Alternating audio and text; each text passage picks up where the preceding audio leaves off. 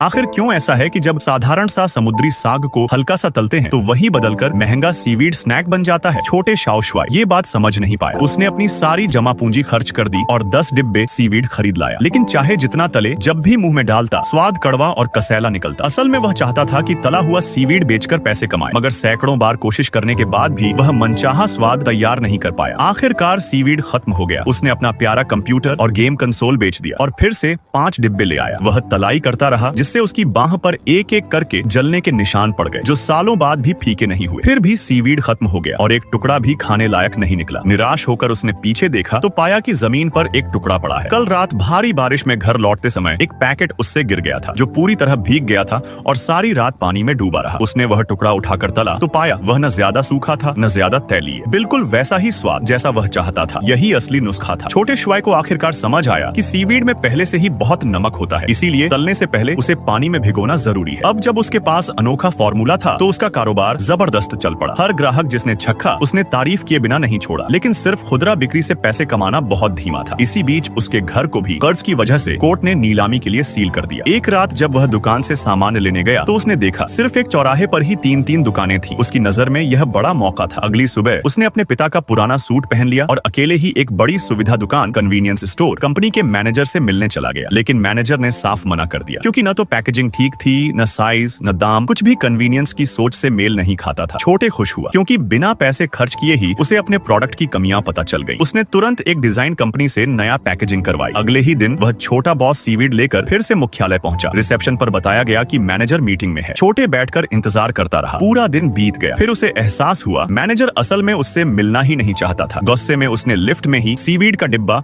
Guard को थमा दिया और कसम खाई कि अब कभी उद्यम नहीं करेगा। लेकिन किस्मत का खेल देखिए, कंपनी का एक कर्मचारी कुछ पैकेट उठा ले गया। जैसे ही उसने चखा वह इतना लती हो गया कि हर बार पैकेट खत्म कर उंगलियां तक चाट जाता। उसकी खुशी धीरे धीरे पूरे दफ्तर में फैल गई। आखिरकार छोटे को कंपनी वापस बुलाया गया। मैनेजर बोला, तुम्हारे सीवीड का स्वाद तो जबरदस्त है। 1 महीने बाद हम इसे पूरे देश की 72,000 दुकानों में बेचेंगे, लेकिन इस बीच हमें तुम्हारे फैक्ट्री का निरीक्षण करना होगा।